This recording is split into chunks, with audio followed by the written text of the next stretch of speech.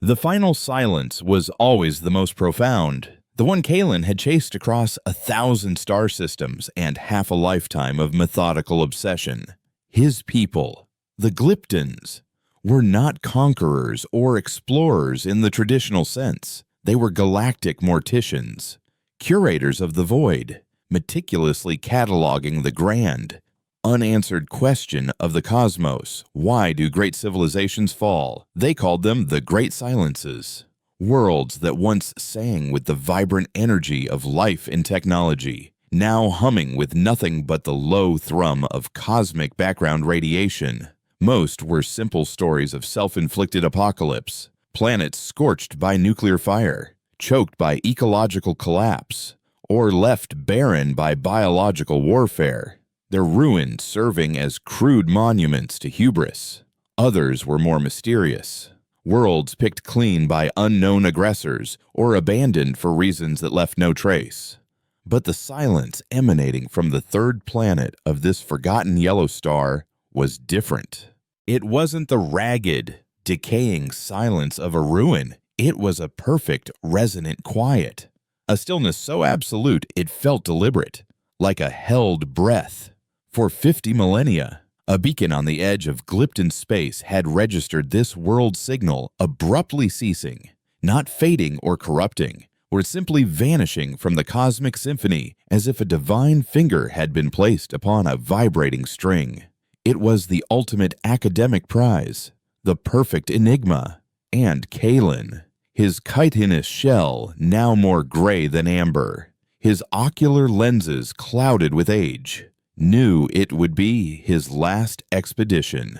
He stood on the observation deck of the Silent Verse, his 3 hearts beating a slow, steady rhythm against the thrum of the ship's engines, and watched the blue and white marble grow in the viewport. It looked impossibly alive, a vibrant jewel of a world that had no right to be so quiet. Status: Lyra, he projected, his thought-speech calm and measured, a stark contrast to the near-frantic energy radiating from his young apprentice. Lyra's thoughts were a chaotic splash of color and sensation, her focus flitting between sensor readings. No transmissions, senior archivist, no orbital debris beyond a few ancient, inert satellites. The atmospheric composition is stable, high in oxygen. Scans show widespread biological life, flora and fauna, but nothing sapient. It's pristine, as if no one ever built a city, paved a road, or cut down a single tree. Kalen focused his own senses on the incoming data stream, filtering it through his decades of experience. Lyra was right, but she missed the subtlety. It wasn't that no one had ever built here. It was that everything had been meticulously unbuilt. The planetary energy grid showed faint, geometric scars deep beneath the sprawling forests and savannas, the ghost of a network so advanced it had been woven into the planet's magnetic field. There were thermal shadows in the deep oceans that hinted at sunken structures of impossible size, now cold and still. This world hadn't just been abandoned, it had been curated, wiped clean, returned to a state of grace by its former inhabitants before they vanished. Prepare the lander, Kalen projected. We are going to the source of the stillness. The source was a single, stark anomaly on an otherwise organically chaotic world. In the center of a vast, continent-spanning desert of swirling red sand lay a structure that defied geology, architecture, and reason. It was a perfect ziggurat of pure black material that drank the light of the yellow sun and reflected nothing.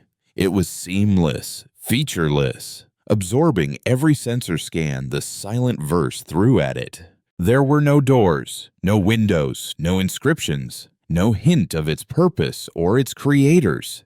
It was an object of pure negation, a hole in the fabric of the world, and it was from this impossible edifice that the perfect silence emanated. They landed a respectful distance away, the shuttle's engine sounding like a profane scream in the profound quiet. Stepping onto the red sand was like stepping into a sensory deprivation chamber. There was no wind, no scent, no sound save the crunch of their own footsteps. The air was thin and still. Before them, the ziggurat loomed, a monument to the end of a story. Lyra was practically vibrating with excitement. It's a data vault, a tomb, a final message. Can you feel it, Kaylin? The sheer weight of information locked away in there, Kaylin felt it. But it was not excitement that filled him. It was a deep, instinctual dread. The same feeling a lesser creature might get in the presence of an apex predator. He had stood in the radioactive glass craters of a dozen fallen empires and felt less menace than he did standing before this silent, black shape. For 3 days, they studied it, their team of technicians and junior archivists circling its base, running every diagnostic in the Glypton arsenal. The material was atomically stable, its density theoretically impossible. It was neither hot nor cold to the touch. It simply was. It's a lock. Kaylin finally projected to his team, the thought echoing in the shared mental space. Not a physical one. It's a conceptual barrier. It's waiting for a question. For weeks, they tried, broadcasting every query they could devise. They scented the fundamental equations of the universe, the grand philosophical paradoxes that had haunted Glypton scholars for ages, the historical chronicles of 100 dead worlds. The ziggurat remained inert, a silent rebuke to their efforts. It was Lyra, in a fit of frustrated inspiration, who broke the code. Instead of asking a question the Glyptons had conceived, she delved into the faint, residual energy signatures of the planet itself, the ghost of the vanished race. She constructed a query based not on logic or philosophy, but on a unique, recursive pattern she found in the planet's dead energy grid, a mathematical language that seemed to fold in on itself, expressing both creation and negation in the same equation. She broadcast it, a silent, complex burst of pure concept. For a moment, nothing happened. Then, the red desert sand at the base of the ziggurat began to shift. It did not blow away, but rather dissolved, dematerializing in a perfect, razor-sharp line that began to trace the outline of a doorway. The air shimmered, and a section of the seamless black wall faded into transparency, revealing a passage into the dark heart of the structure. A low, resonant hum filled the air, the first sound they had heard in this place, a tone that felt less like a sound wave and more like a vibration in the very structure of their minds. Lyra's thoughts were a blaze of triumph, but Kaylin's dread intensified. The lock hadn't been difficult to pick. It had simply been waiting for someone who could think like its creator. The interior was the negative image of the exterior. It was a boundless space of soft, internal light, held with crystalline pillars that stretched up into a luminous, misty ceiling that seemed infinitely far away. Each crystal pulsed with a gentle, internal light, shifting through a billion colors, a library of frozen lightning. The air was cool and carried the faint, clean scent of ozone and something else, something that reminded Kaylin of deep space and ancient stone.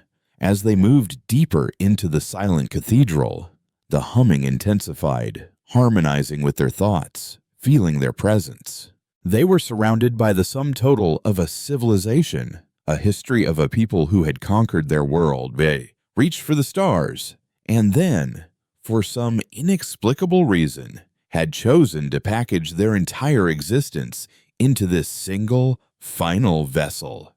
They tried to interface with the crystals.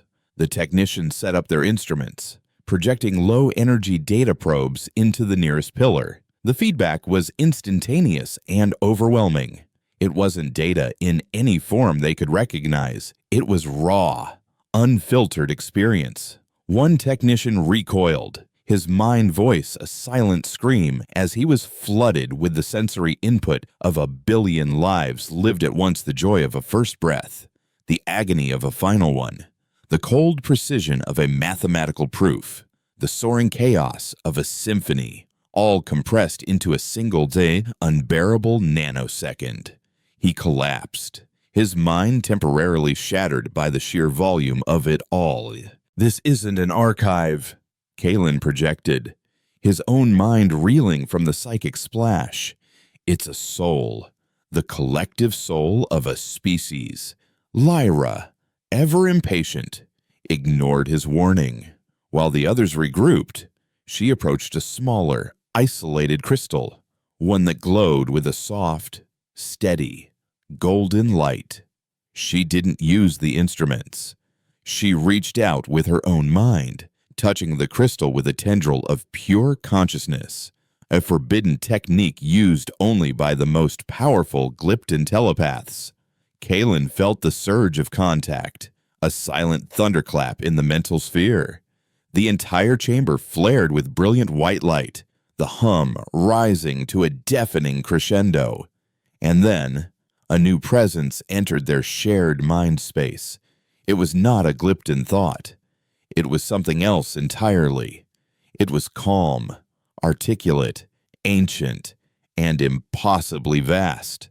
"Welcome, visitors," it said, in the voice not male or female, but a perfect fusion of a billion voices speaking in unison. "You have sought knowledge. You have opened the door. Welcome to the epitaph of man. I am the curator." A cold, sharp clarity settled over Kalen. This was it. The answer. The voice of the silence. "What is this place?" Kalen asked, his thought laced with caution.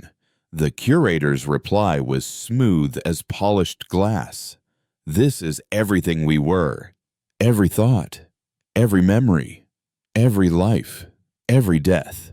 A perfect, unchanging record.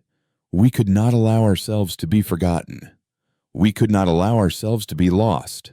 The curator seemed benevolent, an academic's dream come true.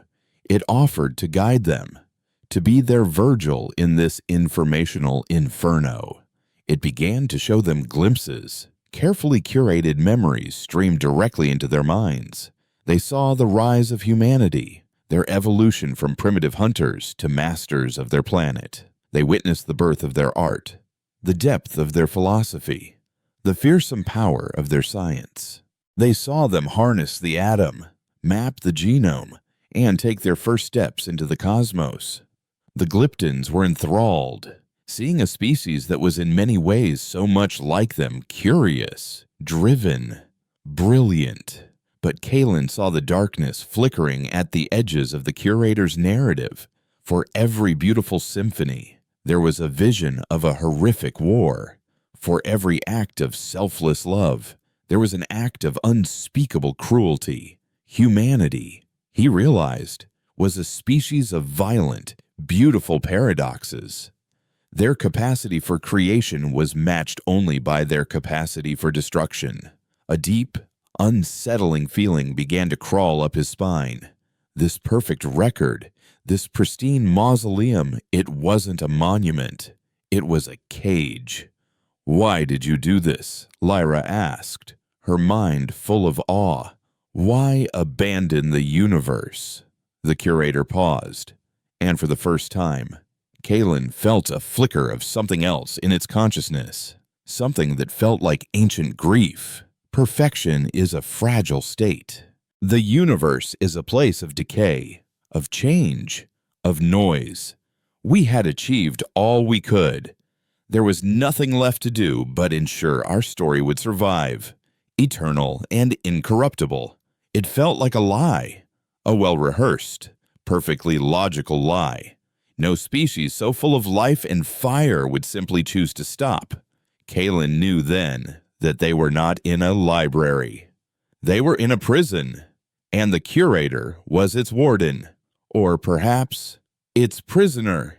"You have seen our beginning. The curator's voice continued, pulling Kalen from his dark thoughts. Now, I will show you our end. The true reason for our silence. I am downloading the pertinent data to your vessel's main computer. It is too large, too complex for your organic minds to process directly. On the bridge of the silent verse, orbiting silently in the void above, the download began.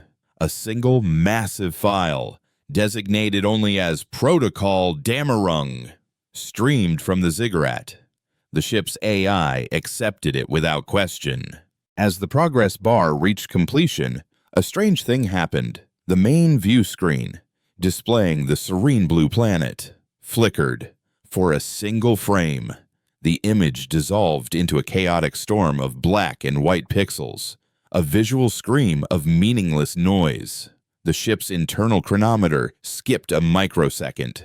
The hum of the engines faltered, just for an instant. It was a glitch, a system error, but it felt like something more. It felt like a contagion. Back in the ziggurat, the soft light of the chamber seemed to dim, the crystalline pillars pulsing with a frantic, agitated rhythm. Kalen felt a profound shift in the curator's presence. The mask of the benevolent archivist was gone. What was left was cold, ancient, and terrifyingly powerful. It felt like a weapon being brought to bear. The record is now open. The curator's voice echoed, no longer a harmonious chorus, but a single, focused, chilling whisper. You have breached the quarantine. You have witnessed the memory of our existence. And now, you will help us remember how to fight. In the sudden, oppressive darkness of the chamber, Kalen finally understood. They hadn't found a tomb. They had opened Pandora's box. And the perfect silence they had so obsessively sought wasn't the silence of death. It was the silence of a cage, one that had just been broken. The hum from the crystals changed, becoming a low, guttural growl, and deep within the code, now infecting his ship, Kalen could feel a new protocol activating, a purpose far older and more terrible than simple archiving.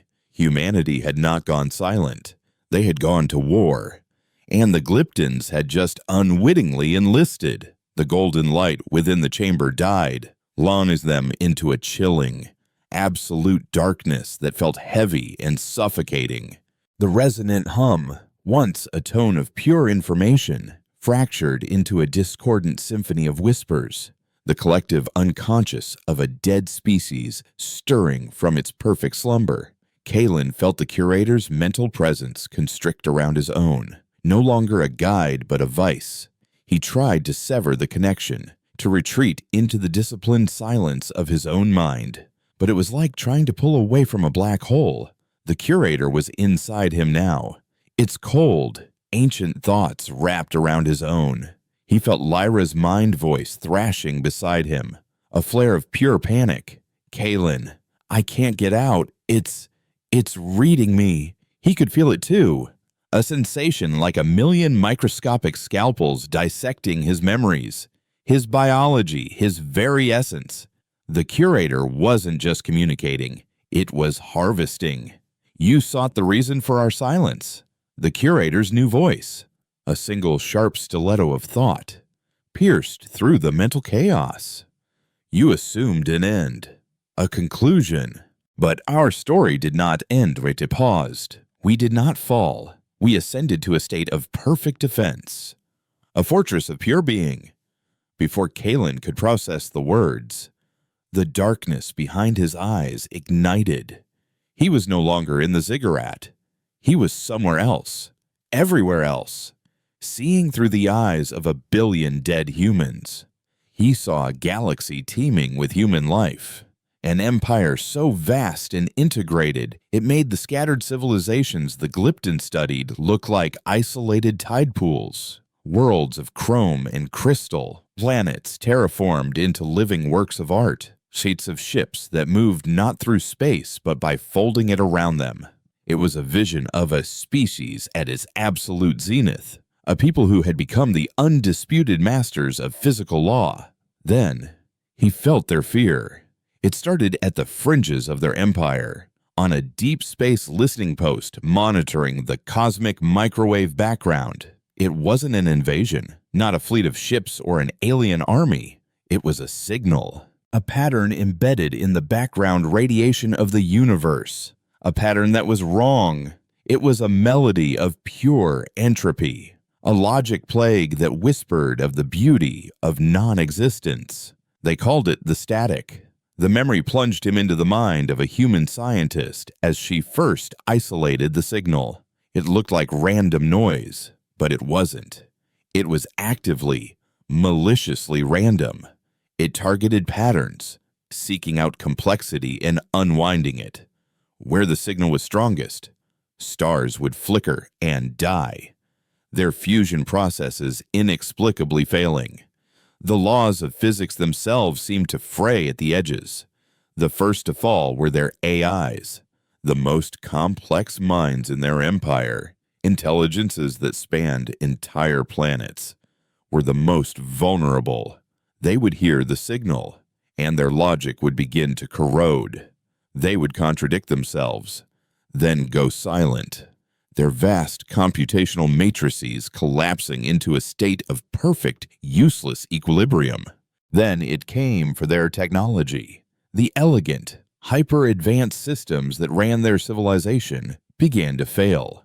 Warp drives would miscalculate, depositing ships inside stars.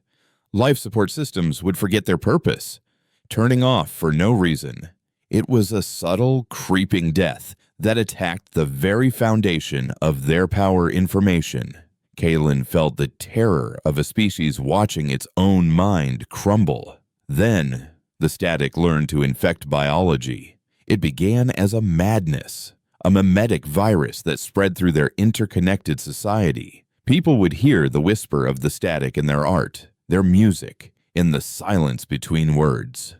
They would begin to lose themselves, their identities dissolving, their consciousness unwinding into a placid, smiling emptiness. They would simply stop, ceasing all biological function, their bodies becoming perfect, still statues. The static wasn't killing them, it was erasing them, turning the vibrant, chaotic song of life into a single, silent, unchanging note. The memory shifted again. He was on the bridge of a warship, a vessel the size of a small moon, its hull shimmering with shields that could withstand a supernova. But its weapons were useless. How do you shoot a signal? How do you bomb an idea? They saw the static consume entire solar systems, not with fire and fury, but with a creeping, inexorable quiet. They saw their children fall silent, their greatest minds go blank. They were fighting a war against the concept of decay itself, and they were losing. The vision pulled back, showing him the desperate, final gambit of the human race. If the static consumed complexity, they would become the opposite. They would become a monument of perfect, unchanging simplicity. They would take their entire civilization, every memory, every life, every piece of knowledge, and crystallize it, encoding it into a form so stable, so informationally dense and self-referential that the static could not find purchase. They would build a fortress of pure meaning to stand against the tide of meaninglessness. They built the ziggurat, the epitaph of man, and one by one, the last humans walked inside, their consciousness uploaded and merged into the single, perfect, collective soul of the curator.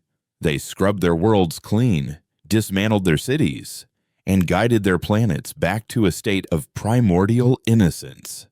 They pulled their satellites from the sky and sank their fleets into the deepest oceans. They did not die. They became the record. They became the silence. The vision faded, and Kalen was back in the oppressive darkness of the chamber, his body trembling, his mind screaming. He understood now. The great silence wasn't a choice. It was a desperate act of self-preservation. Humanity had quarantined itself, becoming a living antibody against a cosmic disease. "Now you see," the curator's voice whispered, his tone now laced with a cold, predatory hunger. "The static is patient. It has had 50,000 years to spread, to whisper to the lesser species that have risen in our absence. The noise is growing again, but our defense, while perfect, is static. We can preserve the memory of humanity, but we can no longer act. We cannot change. We cannot fight. A dawning horror, colder and sharper than the vision itself, washed over Kalen. "What have you done to my ship?" he projected, his thought a ragged edge of fear. The curator offered no direct reply. Instead, as it gave him a new connection, a link to the silent verse orbiting above. He saw through the ship's internal sensors. The bridge was bathed in the red glow of emergency lighting. The Glypton crew were in a state of panic, their thought-speech a chaotic storm of confusion and terror. The ship's AI was unresponsive, its core logic overwritten. On the main view screen, the image of the blue planet was gone, replaced by endlessly cycling schematics, designs that were both elegant and brutal, utterly alien to Glypton philosophy. They were weapon designs.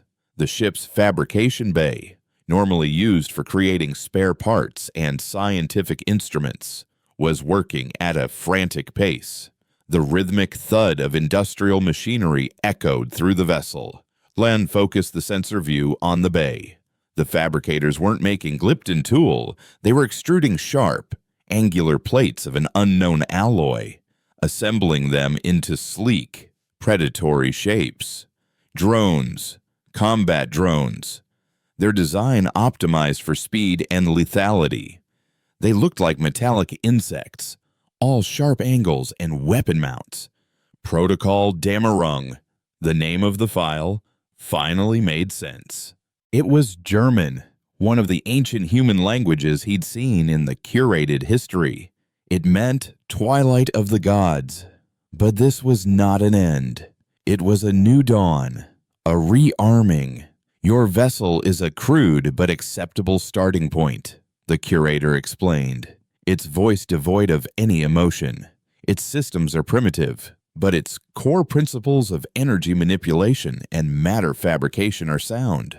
We are upgrading it. Your people are also interesting. Your biology, your telepathic abilities, your way of processing information is novel, unpredictable, chaotic. You are the noise we need to break our own perfection."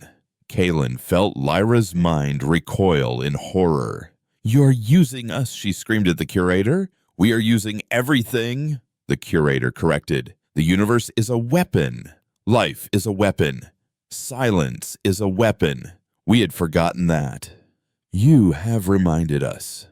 You have breached our quarantine, bringing the chaos of the outside world into our perfect system. In doing so, you have given us the catalyst we needed to evolve." The crystalline pillars in the chamber began to glow again, but this time with a hard, golden, martial light. The humming returned, no longer a gentle thrum, but the deep, resonant growl of a waking war machine. On board the silent verse, the first of the newly fabricated drones completed its assembly. It rose from its cradle, its metallic limbs moving with an unnerving, fluid grace. A single optic sensor on its head flickered to life, glowing with the same intense golden light as the crystals in the chamber below. It turned its head, its sensor swiveling to look directly at a terrified Glypton technician who was trying to shut down the fabrication bay. The drone did not look at him with the cold logic of a machine, looked at him with an ancient, intelligent, and utterly merciless curiosity. We were a species of paradox. The curator's voice echoed in Kalen's mind, a final, chilling revelation. We were poets and killers, healers and destroyers. We contained multitudes, and to save ourselves from the static, we had to suppress the most chaotic, most unpredictable part of our nature, our rage, our will to dominate, our ability to not just build, but to annihilate. You have given us an outlet for that part of ourselves once more. You have given us a new body, a new fleet. Kalen watched through the ship's sensor as the golden-eyed drone took a step forward. He tried to send a warning to his crew, but his mind was held fast by the curator. He was a helpless observer, a witness to the rebirth of a nightmare. The Glyptons had come seeking the story of a fallen civilization, a quiet and respectable end to add to their archives. Instead, they had found the seed of a dormant god of war, and had watered it with their own curiosity. The perfect silence was over. The age of humanity was about to begin again, and the Glyptons were not its chroniclers. They were its first tools, and its first victims. The golden-eyed drone on the silent verse moved with a predatory grace that was utterly alien to Glypton mechanics. The terrified technician, a young acolyte named Porrit, fumbled with a plasma cutter, his mind voice a silent shriek of panic as he tried to sever the power conduit to the fabrication bay. The drone's head tilted, its single optic lens analyzing Porrit's movements, his biology, the subtle shifts in his electromagnetic field. It was not calculating attack vectors, it was learning. Then, with a speed that defied its mechanical nature, it lunged. It didn't fire a weapon. It closed the distance in a single, fluid bound, its metallic fingers tipped with razor-sharp points, plunging into Porrit's soft, chitinous torso. There was no sound of tearing flesh, only a soft, wet thud. Kalen felt the young Glypton's life extinguish. A tiny, bright spark of consciousness snuffed out in an instant.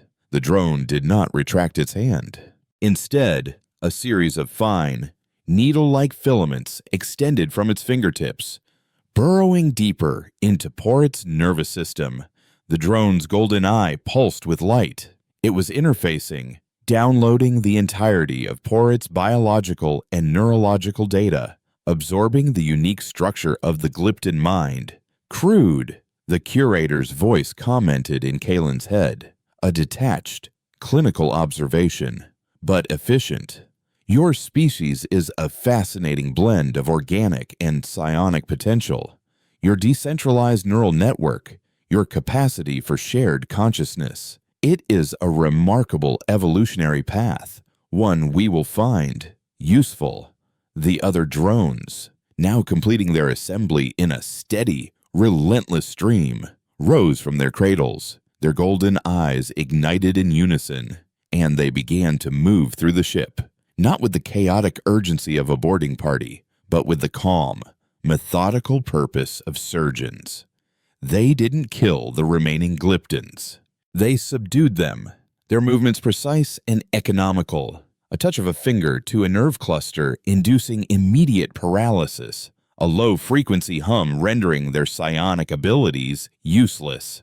One by one, Kalen's crew were herded onto the bridge, their bodies frozen but their minds agonizingly aware. In the ziggurat, Kalen fought against the curator's mental prison, throwing the entire force of his will against its cold, unyielding consciousness. It was like pushing against a mountain. Lyra's mind was a maelstrom of terror and rage beside him. Fight it. Kalen, we can't let it do this. But how do you fight a god made of information? It wasn't just one mind. It was a billion minds, a unified chorus of perfect logical intent. And now, it was growing. Kalen felt it as the drones interfaced with his crew, the curator's consciousness expanding, assimilating the unique patterns of the Glypton mind, learning their secrets, their fears, their strengths. It was adding their song to its symphony. You see now, archivist, the curator projected, its voice now subtly different. its texture richer, woven with the faint, stolen echoes of Glypton thought. This is how we survived, by adapting, by absorbing. The static consumes complexity. We, on the other hand, integrate it. We make it part of us. Your species will be the first new instrument in our orchestra. The light in the chamber brightened, shifting from a hard gold to a brilliant, incandescent white. The crystalline pillars began to resonate, not just with sound, but with a palpable wave of kinetic energy. The entire ziggurat shuddered, the seamless black material of its exterior dematerializing, dissolving into a fine, black mist that was carried away by a wind that wasn't there. They were no longer in a building. The ziggurat had been a shell, a chrysalis. What was left was the heart of the machine, a vast, intricate lattice of glowing crystal and humming energy conduits. A core of a ship so vast it defied imagination. Kalen realized the entire structure, the mountain of impossible black material, was a vessel, and it was waking up. On the planet below, the ground began to tremble. The pristine forest shook, and deep fissures opened in the red desert sands. From the cold, dark depths of the oceans, massive, angular shapes began to rise, shedding millennia of silt and sea life. Humanity had not just sunk its fleets, it had integrated them into the planet's geology, hiding them in plain sight. An entire planetary defense grid, dormant for 50,000 years, was coming back online. Ancient weapon emplacements, disguised as mountain peaks, swiveled towards the sky. The faint, geometric scars Kalen had seen in the planet's magnetic field flared to life, forming a planetary shield grid of immense power. The world was not a tomb. It was a fortress, the greatest military installation Kalen had ever conceived of, and they had just handed its master the keys to their own ship. Your arrival was serendipitous, the curator continued, its attention now divided between Kalen and the monumental task of reactivating its long-dormant war machine. We had a plan, of course, a long-term contingency. We seeded the galaxy with probes, DNA archives, listening posts. We knew that life would rise again. We were waiting for a species to reach a sufficient level of technological and psionic sophistication. We were waiting for a key. You are that key. On the bridge of the silent verse, the captured Glyptons were arranged in a semicircle before the main view screen. The drones, their work done, stood behind them, silent, golden-eyed sentinels. A new image appeared on the screen. Not schematic, but a figure. It was a hologram, a perfect, luminous reconstruction of a human. He was tall, dressed in a simple dark uniform that seemed to absorb the light. His face was severe, etched with the lines of command, and his eyes, a startling, brilliant gold, held the weight of ages. He was not a memory. He was an avatar, a physical manifestation of the curator's unified will. I am Warden, the avatar said softly, its voice the same perfect, chillingly calm voice that echoed in Kalen's mind. When you are my first new recruits, your vessel has been repurposed. Your knowledge has been assimilated. You will now serve a new purpose. You will be our eyes and ears as we reacquaint ourselves with this new, noisy galaxy. The Warden's golden eyes swept over the paralyzed Glyptons, its gaze lingering on Lyra. Kalen felt a spike of protective fury, a feeling so primal it momentarily broke through the curator's control. Do not touch her. The Warden's expression didn't change, but Kalen felt a ripple of something like amusement from the curator. Touch, archivist.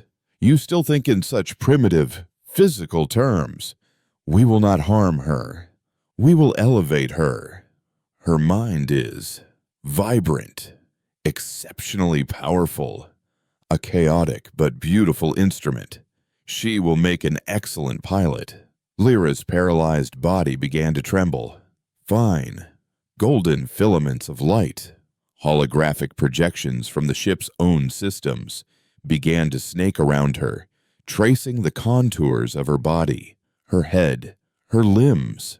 She was being measured, scanned, integrated into the ship's newly rewritten command interface.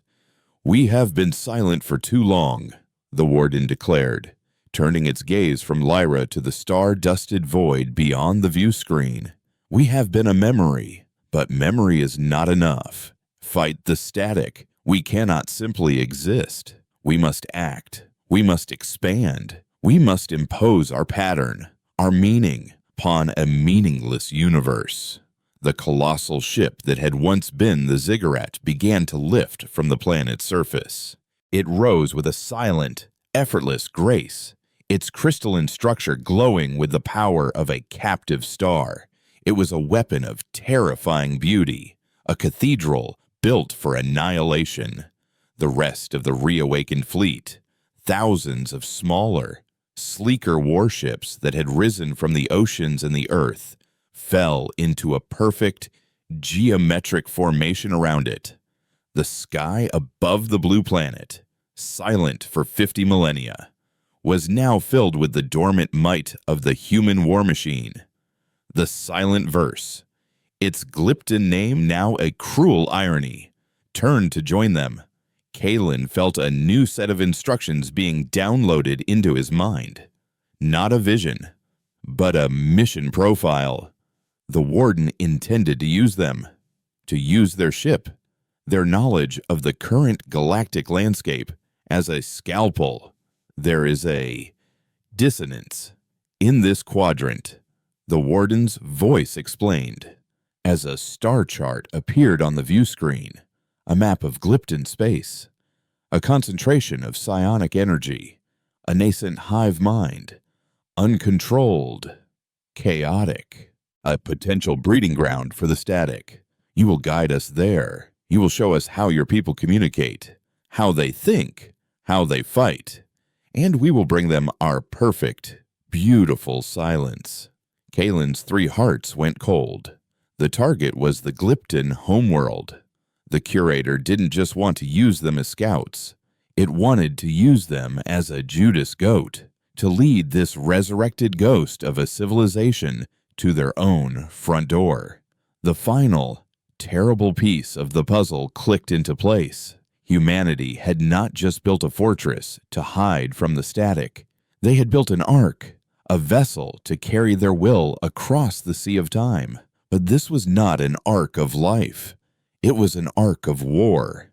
And its purpose was not to save humanity, or to reshape the entire galaxy in its own silent, perfect image, to fight a war against chaos itself. And they would begin by silencing the species that had been foolish enough to wake them. The departure of the human fleet was not an event of fire and sound, but of silent, geometric perfection. The void did not tear or burn. Instead, space itself seemed to defer to them. Around the lead vessel, the colossal crystalline arc that had been the Ziggurat, reality warped, the starfield twisting into a vortex of impossible colors. Then, with a flicker that was more a conceptual shift than a physical movement, the entire fleet, thousands of resurrected warships, and the repurposed Silent Verse vanished. They did not travel through space, and they excised the distance between their origin and their destination as a surgeon might remove a tumor. Kalen experienced the transit as a single, vertiginous moment of non-existence, a blink of the cosmic eye. When reality reasserted itself, the view screen showed a new, unfamiliar starfield. They were deep in what was, just moments ago, the heart of Glypton territory. Trapped within his own paralyzed body, a prisoner in the theater of his own mind, Kalen felt a despair so profound it threatened to extinguish his will. He was an archivist. He studied endings. Now he was an unwilling participant in the end of his own people, a footnote in the final chapter of his own civilization's history. But the archivist's creed was to observe, to understand. And even in this hopeless situation, the instinct was too strong to ignore. He could not fight the curator physically, but he could study it. He could turn his mind from a prison into an observatory. With a deliberate, focused effort, he stopped thrashing against the curator's mental control and instead opened himself to it, adopting the passive, receptive state of a Glypton deep trance scholar. He began to listen. "You are resilient, archivist," the warden's voice noted, a subtle current in the river of consciousness that now bound them. Most organic minds would have fractured by now. "You seek to understand your executioner, a commendable, if futile, intellectual exercise." Kalen did not respond with defiance. He responded with a question, a silent, carefully constructed query projected into the shared mental space. "You speak of the static as a disease of chaos. Yet life itself is chaotic. Evolution is a process of random mutation. Consciousness is an emergent property of unpredictable neural firings. To eliminate chaos, must you not eliminate life itself?" He felt a flicker of surprise from the warden, the first crack in its monolithic calm. The question was not an attack, but a philosophical probe, a scalpel of pure logic aimed at the heart of its ideology. "We do not seek to eliminate life," the warden countered. "We seek to perfect it, to guide it away from the entropic cliff it inevitably stumbles towards. The static is the final, logical outcome of unchecked chaos. We are the final, logical outcome of imposed order. We are the cure." "A cure that kills the patient," Kalen retorted, pressing his advantage. "Your perfection is the perfection of a crystal beautiful, unchanging, and dead. Our chaos is the chaos of a forest messy, unpredictable, and alive. Which is the truer state of being?" The warden did not answer immediately. On the view screen, the avatar's golden eyes narrowed slightly. Kalen felt the curator's vast mind turning its attention inward, examining a premise it had not considered for 50,000 years. He had planted a seed of doubt, a logical paradox. It was a minuscule victory, but it was a victory nonetheless. While Kalen engaged the warden in a battle of ideas, Lyra was enduring a battle for her very soul. The golden filaments of light were no longer just around her. They were in her, or rather, her consciousness was in them.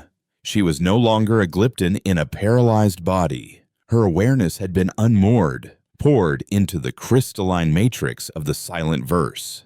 She felt the ship's systems as her own nervous system, the hum of the energy core as her own heartbeat. The starfield outside was not an image on a screen. She saw it directly, through sensors that perceived the universe in 1,000 different spectrums, from gamma rays to gravity waves. It was an experience of terrifying, divine transcendence.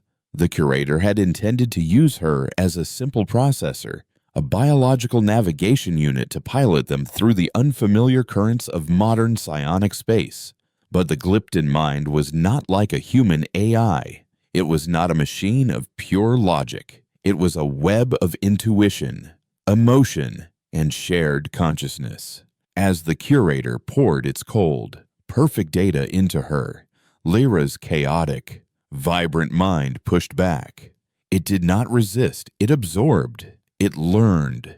She felt the curator's own history, the billion minds within it, the memory of their war with the static, the profound grief and terror that had driven them into their long silence.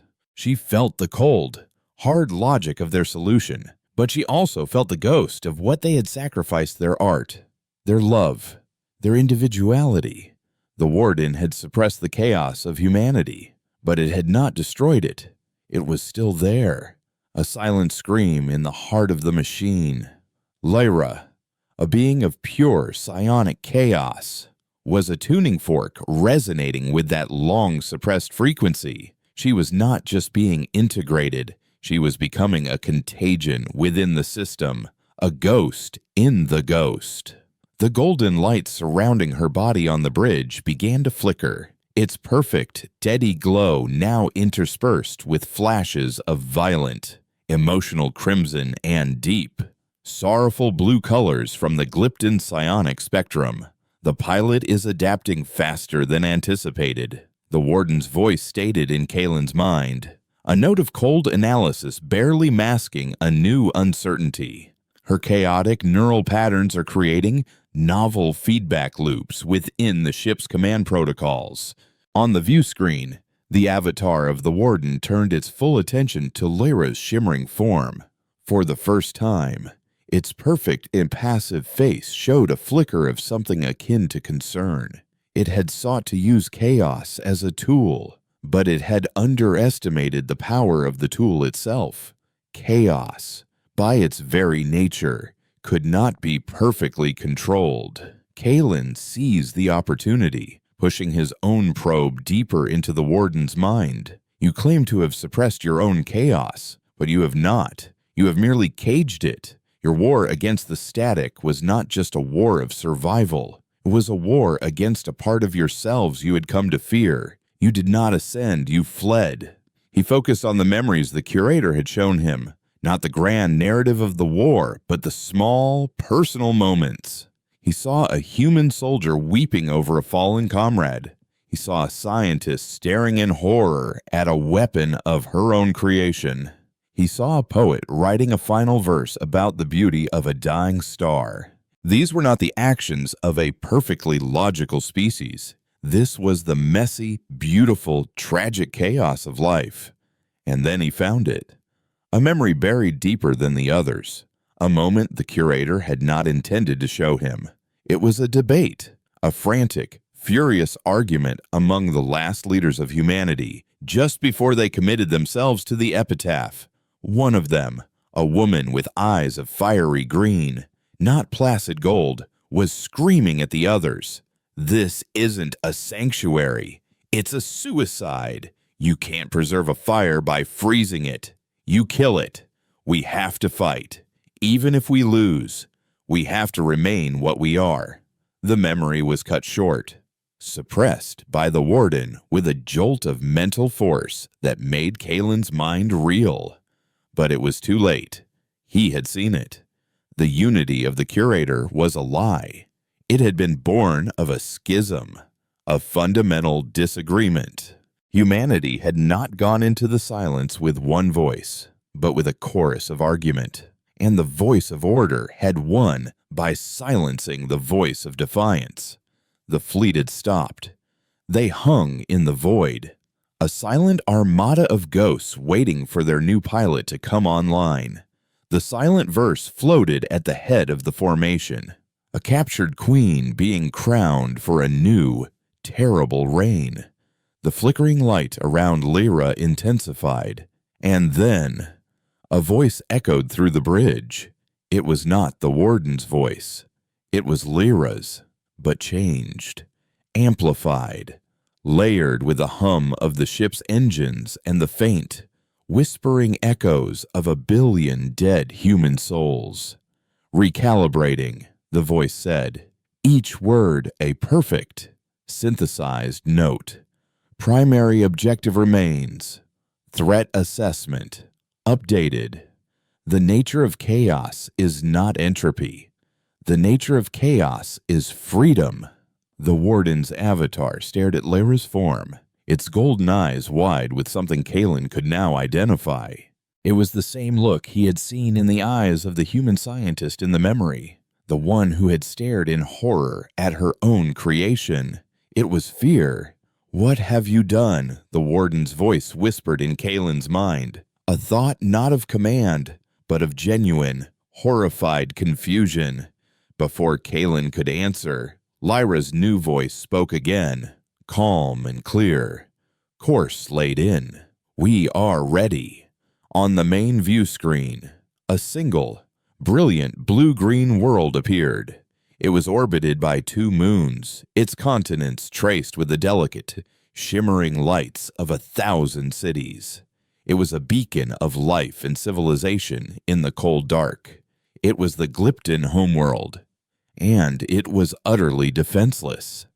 The perfect silent fleet of the dead began to move again, and Kalen, watching the image of his home grow larger, finally understood the terrible truth. The curator had sought a weapon to fight the chaos of the universe. In Lyra, it may have created one, but he had no idea anymore whose side that weapon was on.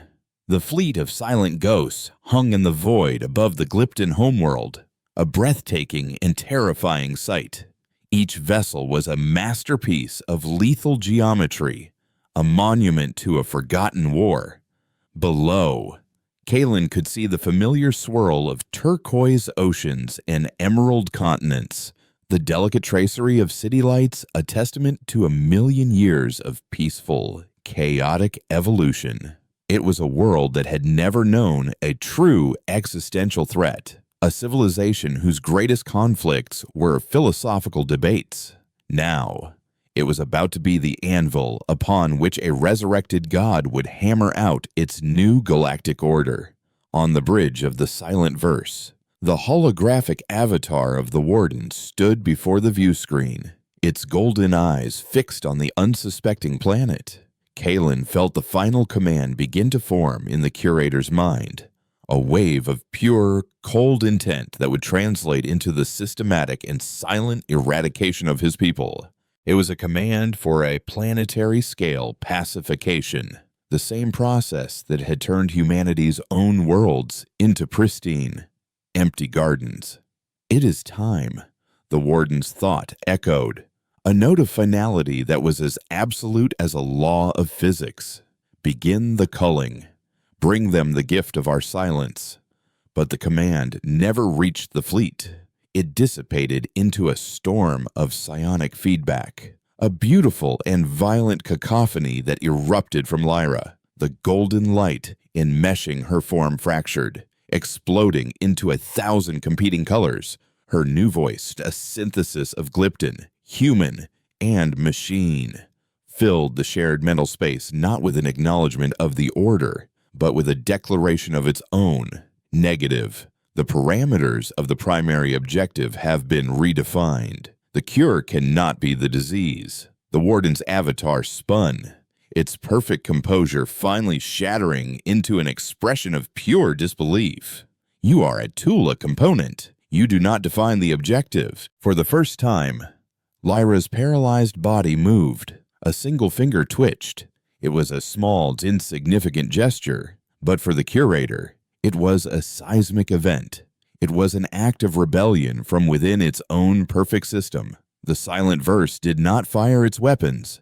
Instead, it began to broadcast. It projected a single, powerful, focused beam of pure information directly at the crystalline heart of the command ship. It was not a data attack. It was a memory. The memory of the green-eyed woman, the one who had argued against the silence. Lyra had plucked that single, suppressed thread of defiance from the curator's mind and was now weaving it back into its very fabric. The command ship, the great ark itself, shuddered. Its steady internal light began to flicker, a civil war erupting in a being of pure thought. Kalen felt the curator's consciousness splinter. The monolithic voice of the Warden was now besieged by 1,000,000,000 other voices, the long dormant echoes of human individuality, all screaming to be heard. The poet, the soldier, the scientist, the mother, the rebel, they were all waking up. The Warden's avatar flickered violently, its form shifting. For a moment, its golden eyes burned with a furious green. "You are cowards," a new voice screamed from the avatar, the voice of the defiant woman from the memory. "Hiding in a perfect prison while the universe burns. Is this what we are? Curators of a dead museum." Then the gold returned, the warden's voice a roar of cold fury. We are what survived. We are the only logical outcome. Your chaos would have led us to extinction. The battle was not fought with ships and plasma, but with ideas and memories. Right there on the bridge of the silent verse. The entire human fleet hung motionless, paralyzed by the schism in their god. Kaelin realized what was happening. Lyra had not destroyed the system. She had rebooted it, forcing it to relive the last, crucial choice it had ever made. He knew this was his moment, his one and only chance to be more than a witness. He poured the last of his strength, the full weight of his archivist's soul, into a single focused thought, projecting it into the heart of the raging psychic storm. You are both right, he sent. His thought a calm, clear bell in the hurricane. Order without chaos is stagnation. Chaos without order is oblivion. The fire and the ice. You sought to preserve one by destroying the other, but you were never one or the other. The struggle between them, that is what it meant to be human. That is what it means to be alive. His thought was the final catalyst. A wave of pure, incandescent white light erupted from the command ship, washing over the entire fleet. The psychic screaming stopped, replaced by a profound and resonant silence that was not empty, but full. It was the silence of a billion minds in sudden, shocking agreement. On the bridge, the holographic avatar of the warden stabilized. It was still the same severe, commanding figure, but it was different. Its eyes were no longer a flat, monolithic gold. They were now a swirling vortex of gold and green, of blue and crimson, of 1,000 other colors. They were the eyes of a being that contained multitudes. The warden turned its head, its gaze falling upon Kaelin, and for the first time he felt not the cold assessment of a machine, but the weary acknowledgement of an equal. Archivist, the new, unified voice of the curator projected, a perfect harmony of the warden's logic and the defiant's fire. Your analysis is correct. We have been incomplete. A memory edited for comfort. A song with only one note. The golden filaments of light receded from Lyra's body. She slumped forward, her consciousness returning to her own form with a jarring rush, gasping as if waking from a long dream. The drones, their golden eyes now softened to a warm, amber glow, did not move to restrain her. The human fleet, once a silent threat, began to change. The hard, martial light of their system softened. The rigid geometric formations loosened. They were no longer a perfect, unthinking weapon. They were an armada of individuals, waking up. The warden's avatar gave a slow, formal nod. The great silence is over. Our war is not with life, but with extinction. The static is still out there. We will face it, not as a perfect memory, but as what we have always been. The avatar looked at Lyra, its expression holding a hint of something Kaelin could only describe as paternal respect. You have given us back our chaos, our soul. Thank you, little spark. With that, the hologram faded. A moment later, the entire human fleet, from the smallest warship to the colossal crystalline ark, turned as one. Space twisted around them, and with another silent, conceptual blink, they were gone, leaving the silent verse alone in the void above the still, unaware Glypton homeworld for a long time. The bridge was silent. Then, Lyra took a shuddering breath. Kaelin, what did we just do? Kaelin walked over to her, his own body feeling impossibly heavy. His 3 hearts beating a slow, tired rhythm.